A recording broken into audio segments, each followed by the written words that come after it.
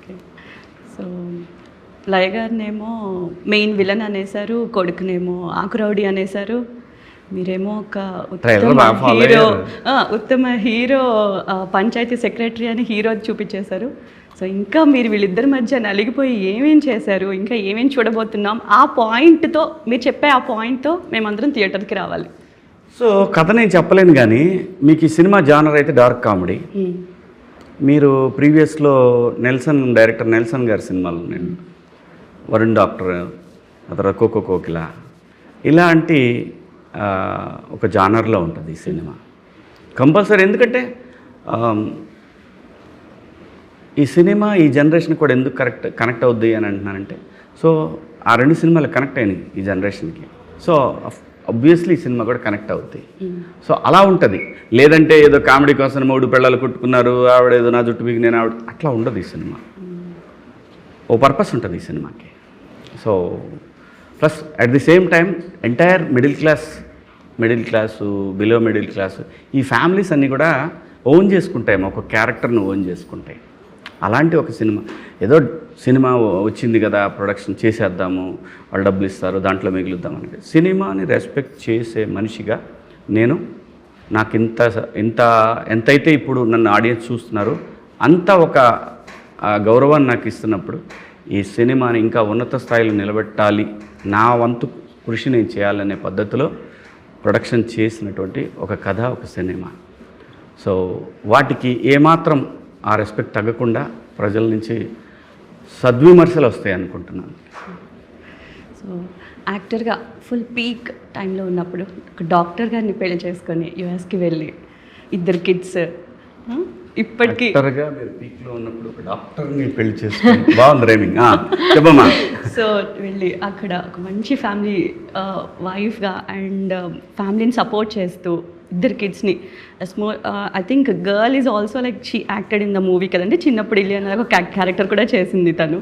So ఇంట్లో నుంచి మీరు మళ్ళీ ఇప్పుడు సెకండ్ ఇన్నింగ్స్ స్టార్ట్ చేశారు కాబట్టి ఇప్పుడు మీ పాప నుంచి మీకు వచ్చే కమెంట్ ఏంటి, కాంప్లిమెంట్ ఏంటి?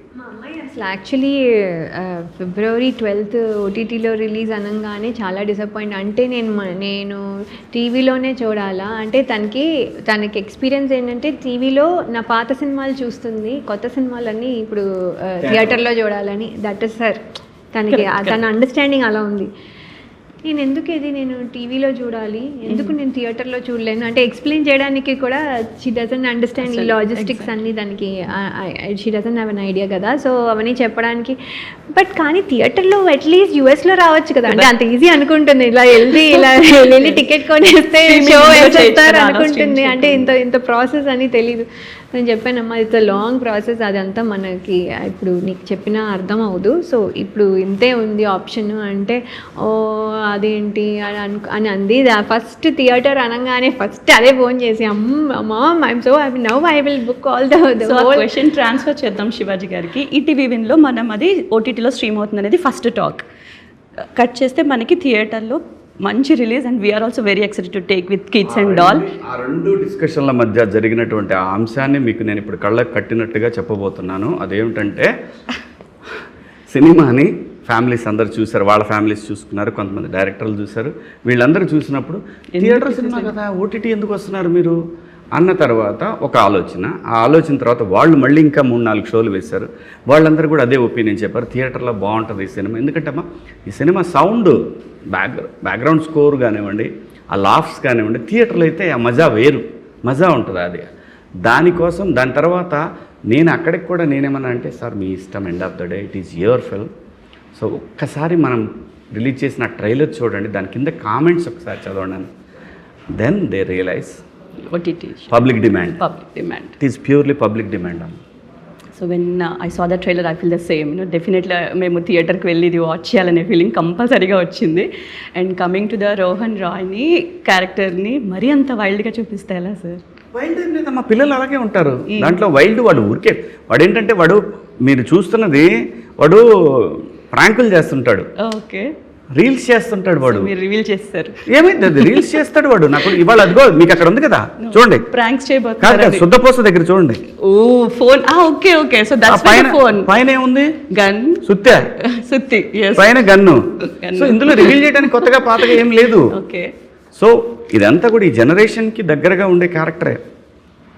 సో కాబట్టి ఈ ప్రాబ్లం ఏం లేదమ్మా. సో రోహన్తో ఆల్రెడీ శివాజీ గారు వర్క్ చేస్తారు. మీరు వర్క్ చేసేటప్పుడు మీకు ఎలాంటి ఫీలింగ్ అనిపించింది? రోహన్ ఈజ్ లైక్ కిడ్ అండి వాడు. కెమెరా ముందునే కాదు, కెమెరా వెనకాల కూడా చేసేస్తూ ఉంటాడు. He'll imitate everybody, he'll entertain everybody. అంటే ఇలా కూర్చున్నాం కాసేపు, ఒక ఎపిసోడ్ మొత్తం కార్లో కూర్చోవాల్సి వచ్చింది నేను, రోహన్ వెనకాల.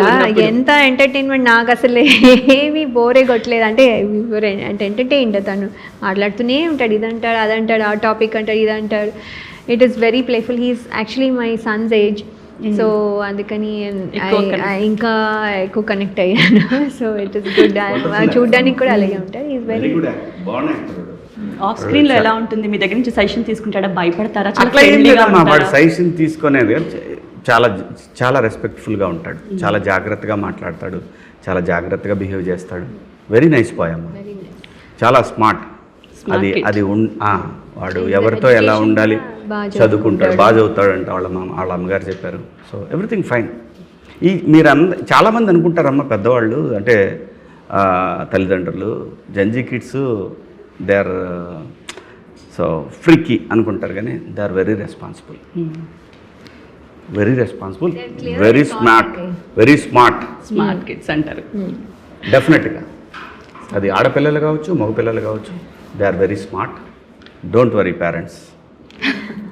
సో సంప్రదాయని శుద్ధపూసని మూవీని మీరు ఎందుకు ప్రొడ్యూస్ చేయాలనిపించింది? ఇందులో ఏ అంశం మీకు ఇప్పటివరకు, మీరు ఎన్నో స్టోరీస్ విని ఉంటారు, యాక్టింగ్ చేసి ఉంటారు, నచ్చిన స్టోరీ ఇది బాగా ఎలా చేయాలని ఇంప్రూవైజ్ చేసి ఉంటారు, ఈ స్పెసిఫిక్ మూవీనే ఎందుకు ఎంచుకోవడం జరిగింది? కథ చాలా బాగుందమ్మా, డైరెక్టర్ కథ చాలా బాగా చెప్పాడు, చాలా ఎంటర్టైనింగ్గా చెప్పాడు.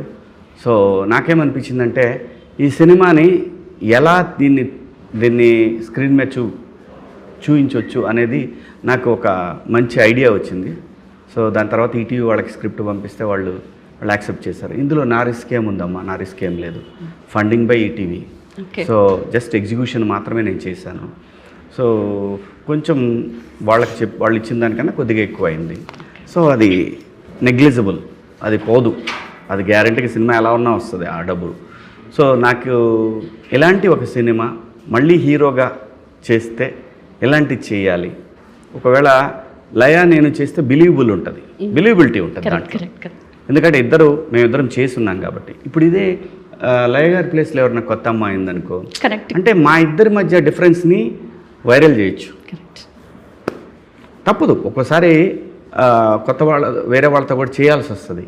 కానీ ఇంత బిలీవబిలిటీ ఈ కథలో తనైతే కరెక్ట్ అనే ఉద్దేశంతో ఇది మంచి సినిమా తీయొచ్చు అనే ఉద్దేశంతో చేశాను అంతే. సో ఈ సినిమాని ఈటీవీ విన్ వాళ్ళు కూడా బాగా సపోర్ట్ చేశారని విన్నాం, దాని గురించి మీ మాటల్లో? డెఫినెట్గా అమ్మా, ఈటీవీ విన్ ఒక మంచి టీం. వాళ్ళు బాపిరెడ్డి గారి గైడెన్స్లో సాయికృష్ణ గారు, నితిన్ గారు, ఇంకా మిగతా వాళ్ళ పెద్ద టీం అమ్మ. చాలా మంచి పిల్లలు అందరూ కూడా. అలాగే మార్కెటింగ్ టీం కానీ యువకాంత్, మహాలక్ష్మి, వీళ్ళందరూ కూడా ఒక మంచి కోఆర్డినేషన్ ఉంది వాళ్ళ మధ్యలో. సో ఈటీవీ అంటేనే ఒక బ్రాండ్. సో ఆ బ్రాండ్ కొత్త కంటెంట్కి చాలా చాలా ఇంట్రెస్టింగ్గా, ఎంకరేజింగ్గా ఉన్నారు వాళ్ళు.